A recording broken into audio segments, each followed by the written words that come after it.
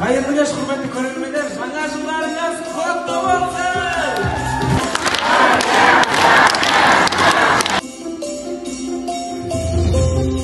Астана облысы филиалының атқарушы хатшысы Сафимали Азамат Сафималиұлына беріледі.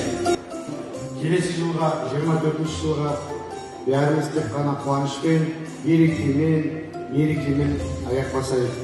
Мына алдымызда отырған кішкентай бүлдіршіндеріміз біздің еліміздің болашақтары, балдарымыз, ең бастысы дені сау болсын, аман болсын.